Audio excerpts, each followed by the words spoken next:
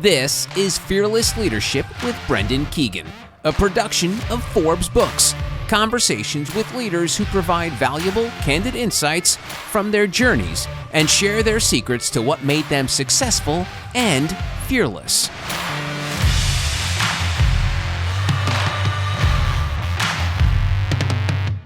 This week's fearless leader is Ellen Leikind, the founder of PokerDivas, a company that employs the fundamental principles and strategies of poker to help people develop leadership and negotiation skills. Ellen has worked with the likes of PricewaterhouseCoopers, Pfizer, Chevron, and almost all financial firms out there. She's also the author of PokerWoman, How to Win at Love, Life, and Business Using the Principles of Poker. Ellen, welcome to the podcast today. Hi, Brendan. Thanks very much for having me. It's good to talk with you. Yeah, I just find your entire background and what you're doing fascinating. Let's go back a little bit. So you've been playing poker since childhood, since you were a kid. And I understand that you learned this skill from your mother. And even though you're not a professional poker player, you've been able to connect the dots between business and poker. Tell the audience, how did this all come together? Well, I did learn poker from my mother. Interestingly enough, I was an only child, and after school, my mom would play cards with me rather than teaching me how to cook or bake. So we would play a lot of poker when I was younger, and not for money or anything like that. And I always liked cards. I liked games, and over the years, I would dabble here and there. And I come out of corporate. I spent 15 years in corporate America. And I was totally burnt out. I loved what I did until, one day I didn't want to do it anymore. And I started playing poker on a recreational basis. I'm not a professional poker player, but I love the game. I love the strategy. I love the interactive connection you make with people when you play it. And I started seeing, the more I played as an adult, what happened at the poker table was often replicated in the workplace. And I started seeing these correlations between poker and business. And I said, you know what, there's something here. There are some very important lessons to be learned at the poker table that are applicable in business. And the other thing that I noticed is there weren't a lot of women involved. Poker is a boys' club, much like corporate America. It's got a very stodgy reputation, although it's not really true. It's a really smart game. But it's about reading other people. It's about getting comfortable taking risk, getting over a bad beat on emotionally, and moving on to the next thing. And most importantly, it's getting into that play to win mindset as opposed to avoid losing. You want to win it as opposed to just keep what you have. And I saw women were being excluded from this. And I thought, you know what? I'm going to start a company, Poker for Professional Women. I had no idea. It wasn't pre-planned. I can't say I had this grand plan to put this all together.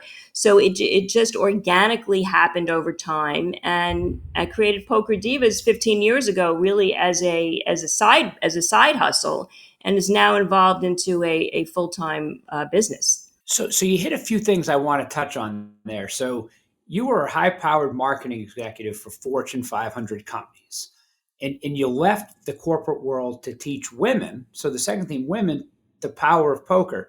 So tell me about the inspiration to take this from a side hustle, your words, to kind of go all in, as a poker player would say, to change your career. So I did not initially contemplate doing this. I always wanted to be an entrepreneur. I was always the intrapreneur in the corporation. I was always the one who was looking for an innovation, and I wanted to do something entrepreneurial. And that's why I started this on the side. But I was working on a project for launching my background is consumer products, health and beauty marketing. And we launched a product that sold for about $1 billion to a Fortune 500 company. And I then had some time off, and I said, what do I want to do next? And what came to me was taking this business to the next level and really getting, women involved, companies involved, and expanding it to, internationally. We're now an international business.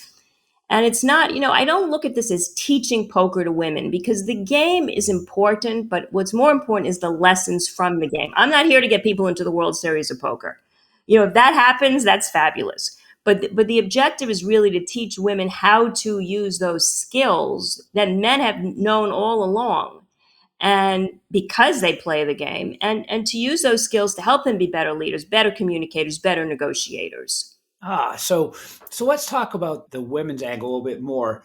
As you work with women and you're teaching these, I'd say, life skills and business skills, do you see different skills that they bring to the table that maybe are different than men or that men don't have?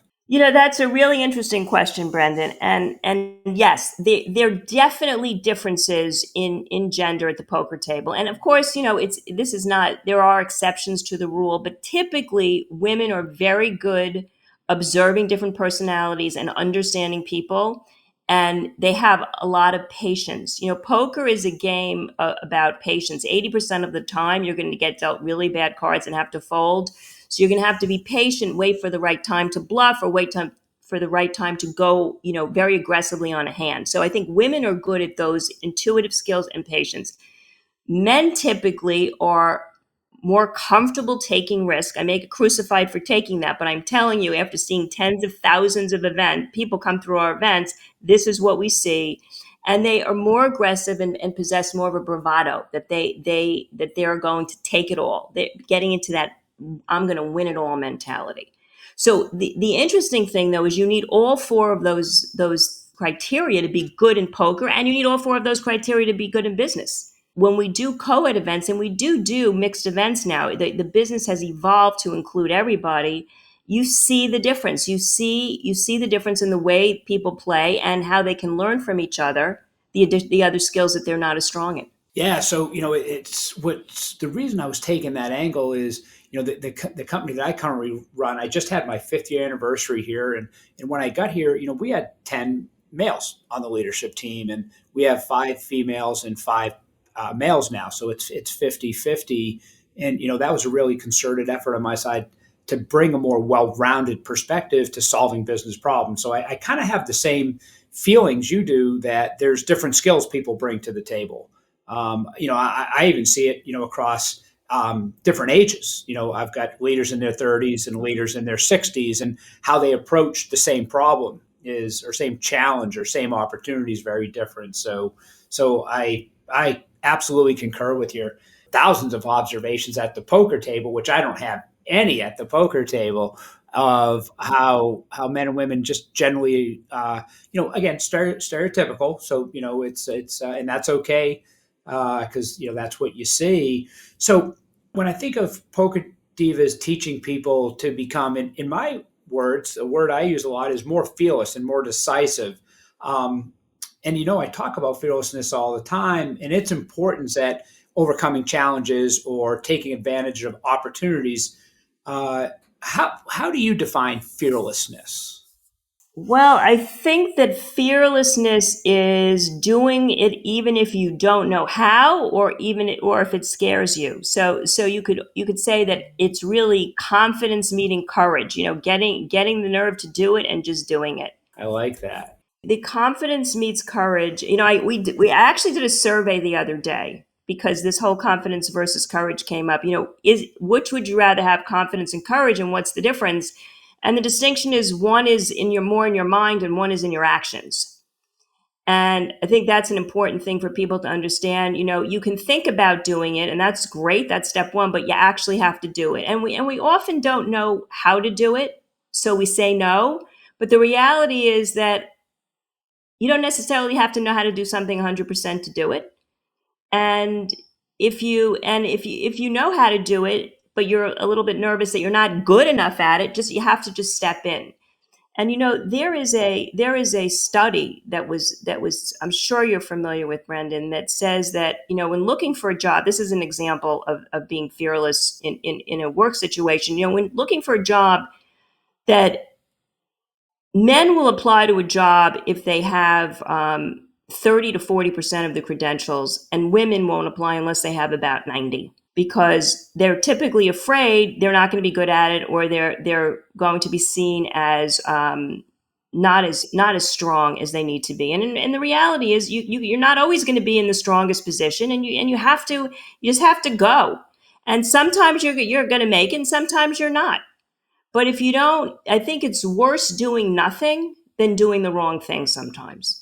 Yeah, and on that topic, a lot of times I tell people doing nothing is a choice. Some Yes. people think doing nothing isn't a choice. Oh, I didn't decide. It's well, you did decide by staying on the sidelines. You made a decision. You didn't apply to that job in that example that you gave. So just a lot of alignment, on our thoughts on fearlessness, courage, and women in the workplace. But let me flip to, as your business has grown, and you mentioned you're doing co-ed tournaments and such, originally designed for women, but these concepts have become so popular, with your leadership, that they've expanded to men as well. Did you expect that to happen, or did you originally think this was always going to be more for women? Did you expect it to cross over? Initially, no, I didn't, because this was very intentionally a female centric brand. This was designed to get women into the club that they had been excluded from. But what we noticed over time is, in an effort to, especially, this is particularly relevant in corporate America, to have an effective effort to help women knock through the glass ceiling, so to speak, you need male allies. You can't do it in a vacuum. So we started to see that our clients were requesting that the events be co-ed. And what we found is that everybody learned from each other. It's a very big learning experience when you mix the genders at the table. And that's a great thing when everybody can learn from each other. And it's funny because a lot of people said to me, Poker Divas, no man's going to want to come to a Poker Divas event. It's too female centric. And if you think about it, women have been participating in male centric activities forever, buying male centric brands. Think of Johnny Walker, think of Slim Jim, and they buy it. So my answer was, men are going to want to come to Poker Divas because they love poker and they love getting into the minds of women. And in fact, that's what's happened. It is an equal opportunity event. Everybody can benefit from it, and it just happens to be a little bit more female centric. Yeah, no, you've got me ready to sign up for one. I can tell you that right now. It's Love to something have you. something I'm interested in asking you. So you knew a lot about poker when you took this endeavor on. You knew a lot about teaching and coaching and mentoring women. But when you reflect back on your time leading this, what have you learned yourself from teaching the game of poker to non-poker players? Well, I teach this because I was not very good at this. I didn't wake up one morning with confidence and bravado. It took me years and years to be able to get to this level. So I don't want anyone out there thinking, oh, it's just so easy. One day you decide you're going to do it. It took me a very long time. I also grew up in that mindset that you don't want to ask for too much because you don't want to seem greedy and you don't want to seem ungrateful and you don't want to come off as, you're going to, as too aggressive. So the biggest skill that I picked up from this game, which applies to really across the board, is getting into play to win mindset as opposed to avoiding losing. I went forward for many years afraid to lose what I had, so I wasn't really up to taking much risk. And when you're playing poker, and I learned this in one of the first poker tournaments I played in, all right? So for those of you who don't know how to play the game, when you play in a poker tournament, only about 10% of the people cash out. They're in the money, right? So if there's 100 people, it doesn't matter if you get knocked out first or you get knocked out 11th, you get nothing, right? So I was always, I don't want to be knocked out first. I don't want to be knocked out first. And I would play with very little risk, never took a chance, and I never had the opportunity to win big because of it. And you realize after time, you spend a lot of time, money, and emotion to not lose, but you're not winning anything either. So there's really no upside for you. And that was the biggest lesson to me, to be very intentional and selective in what I wanted to have and play to win in that area. Not spread myself so thin over so many different areas where I'm just sort of in a mediocre maintenance mode. Yeah, well, I'm taking some notes here because I think when I sit at a poker table, which isn't that often, I think I definitely am afraid to lose, and I am absolutely in the 90% that walks away with nothing. So But as I said, I'm going to be visiting one of your tournaments. But let's flip to your book now. So we talked Yes, about your yes. business, your book, PokerWoman. You talk about selling yourself with creative bluffing, but not lying. So just walk me through like selling yourself with creative bluffing. Tell me more about that. Well, listen, you can bluff in a poker game. You can have absolutely nothing and bet like you have, the nuts, which in poker, the nuts are the best hand you can have. But you can't in business, you can't lie to people. If you're an accountant, you can't go in and say you're a creative director. That's an out and out lie. However, no offense to accountants, we have a lot of business accounting firms that are our clients, so I hope I don't alienate anybody. But it's very different than saying, that if you have 80% of the skills or you have 80% of the client list that's needed and you can learn it and do it, that's okay. That's okay. I heard a celebrity get a celebrity who is frequently on the news talking about politics, and he got up at a conference. His name is Donnie Deutsch, and he got up at a conference and he said, I was asked to comment on politics on a show, and I was like, what criteria do I have to comment on politics? And then I did it once and I got a little more experience and I did it again and now I'm an expert. And I think having that attitude is a very good attitude. And that's what I mean by a creative bluff. If you know enough, you can get away with saying, yeah, I can do it. And then you do it. Does that make sense? Yeah, no, and as you were thinking about that, I was thinking about younger people early in their careers. Where you're asked to work on a team, you're asked to work on a special project, and the reality is you have no experience doing that. Right. You might have some of the skills, you might not, but you got all the energy and you got all the attributes, and it's very similar to just when you're talking to young leaders about raise your hand to volunteer before you even know what the project is, because odds are you don't have the right experience or you don't have the right skills, but that's how you're going to gain them. Is you're not going to gain them by not doing anything. What we talked about earlier, kind of staying on the sidelines. That's a decision. So another principle in your book that you talked about is that you can't be afraid to make the first bet, or in life you can't be afraid to make the first move. Why do you think people are afraid to make the first bet or the first move? Well, I think a lot of it is fear of failure, that it's the wrong thing to do. They're going to make a mistake. They're going to look foolish. They're going to be embarrassed. And when I say they, I include myself because I've been there as well. And people take a wait and see approach. I'll see what the other player does. I'll see what my colleague does in the office. They take a wait and see approach. And when you do that, you're really allowing somebody else to navigate your future, as opposed to you being the better and saying, here, this is what it costs to pay to play with me, and this is what I want to do. And you're the one that sets the pace. You're the one that sets the tone. You're the better. We talk a lot about these at our Poker Diva team building leadership events. We talk about the importance of being the better, because the better is in charge. The better sets the tone. And the better is really the one that has the opportunity to win. And you have to get into this betting mindset and not be afraid to mess up. Sometimes you make a bet and it was absolutely the wrong thing. But a lot of the times it's not. And that's where the risk comes in, and that's where the reward comes in. And I get it. Some people don't, not everybody has this win-win-win mindset. And being in a win-win-win mindset is exhausting. I mean, you can't do it 24/7 because you're not going to have any friends and you're going to be emotionally exhausted. But, so that's why I talk about selectivity and intentionality and picking the things that you want to win at and taking the first move.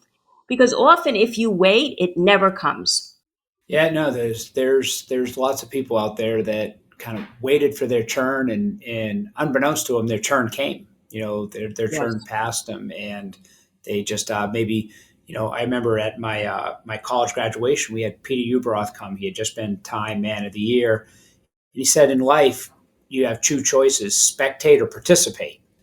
And he said the choice you should be making is participating. And whether it's volunteering for something, whether it's helping a neighbor, whether it's at work, participate. And he goes, that's how you grow, develop. And that was a long time ago. And you can tell that it's stuck with me to this day. And it's something I tell folks is participate. And, if you're used to being great at something, let's say you were a poker player or an athlete, you were really good. And now you're going into, something that's totally different, still participate. Don't not jump in because you're afraid of not being good, because that's a guarantee that you're not going to be good. Yeah. And I think that's an excellent point. I mean, to that point, I think that a lot of people, and I was also in this camp, a lot of people don't try things they don't think they'll be good at. And poker's one of them. Many of the women that come to our events say, "Oh, I'm not very good at that. I'm not going to be good at this game." They walk in thinking they're not going to be good, and that's why they haven't done it. And I think you don't have to, just because you're not going to be the best at everything doesn't mean you shouldn't participate. Absolutely. It helps, people say, well, how do I do that? How do I get into that mindset and that mode? And, practice with small things. You can practice by deciding where you're going on vacation, or what restaurant you're going to, or a project at work. The more you do it, the better you get at it. And just keep doing that goes back to that confidence and courage you spoke about earlier. Yeah. You've got to use those muscles. You got to use your confidence muscles, your courage muscles to get there. So we talked about PokerDivas. We talked about your book, PokerWoman. I want to talk about another project that you're involved in called the Bold System Negotiation. What can you tell me about that? Well, the bold system negotiation really came out of the feedback that we got from our corporate clients. And it was very interesting. When I initially launched PokerDivas, it was really focused on understanding different personality types and leadership. And one of the key feedback items, we didn't talk about negotiation specifically. And the feedback we were getting is, this made me a better negotiator. Now, in hindsight, it makes sense, because negotiation is about reading other people, taking risk, and understanding people's motivations, which poker is a lot about as well. So people were finding that these skills were making them a better negotiator. Now, the second part of that is, we hear a lot of comments from people, I'm great at negotiating for everybody else, but I can't do it for myself. And I think this is particularly an issue with women, and there's science too. It's not just my opinion, there's science that goes with it. So the bold system focuses on how to negotiate for yourself using the principles of poker, even if you've never played the game. And doing it for you is a really important element, because sometimes you can do it for your team, or you can do it for your spouse, you can do it for your kids, or you can do it for your family, but you can't do it for you. And the bold system addresses that. And the other thing that is great about it is, we wanted to have something for those who weren't fortunate enough to be in corporate America that had exposure to the PokerDivas program. So entrepreneurs, younger students who wanted the benefits of this. So now they have access to the program. And it's a 6-week program that is really focused on negotiating for you. What you said is so true. Some people being good at negotiating, but not for themselves. I thought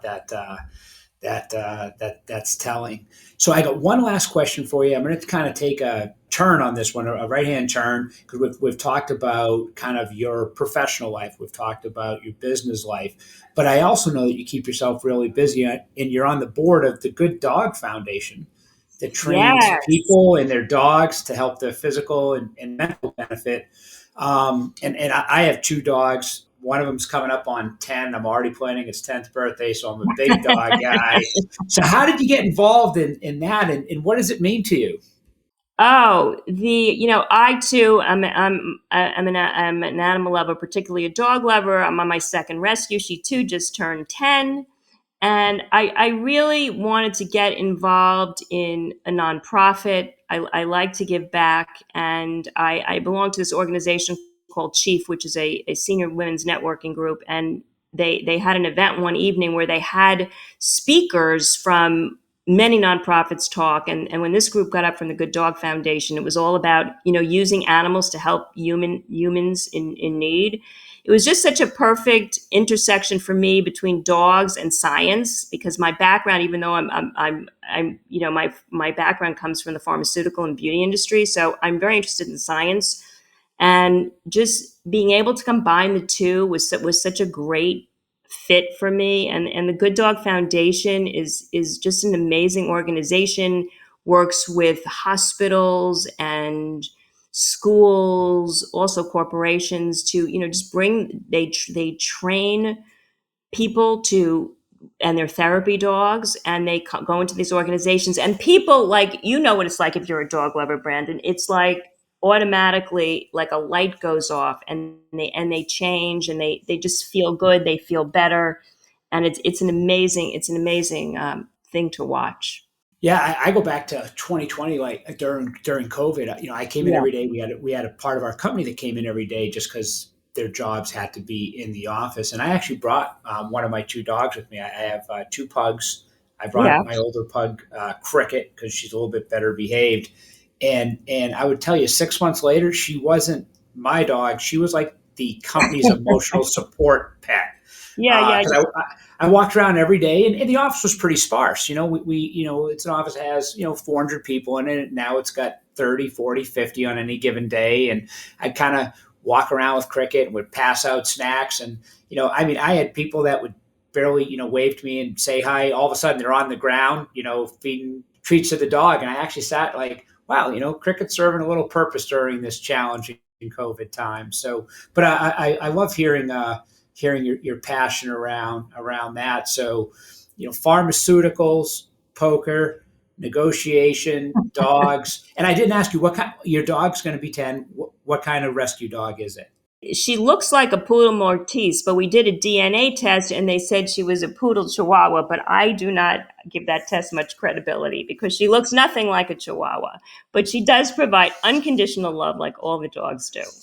Oh yeah, that is true. The unconditional love of a dog. I Yeah. know I'll get home tonight. My wife will be excited. My kids will be excited, but my dogs show their excitement. I know everybody else is, but it's the dogs that kind of greet me at that door. And whether I'm gone for an hour or a day, they're still excited. So, Ellen, thanks for being on today. Really appreciate it. I think some great lessons to be taken here. About fearlessness, about not being afraid to lose, but playing to win, overcoming the fear of failure. And I think you've given us, a tool, like, a fun tool, get out and learn how to play poker and develop your skills so that you can overcome that. So to our audience out there, Ellen is an entrepreneur. She's a corporate innovator, a published author, creator of PokerDivas.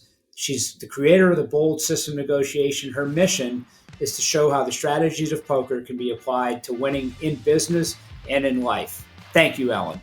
Thank you, Brandon. And that wraps up today's episode of Fearless Leadership. If you enjoy the show, and I hope you do, make sure you take a second to subscribe so you automatically get my new shows when they drop. Also, if you do have a minute, I'd love if you left us a review so more folks like yourself can discover the show. And remember, until next time, have the courage to fail and the faith to succeed. This has been Fearless Leadership with Brendan Keegan. If you want to learn to live and lead fearlessly, go to brendanpkeegan.com. Fearless Leadership is a production of Forbes Books.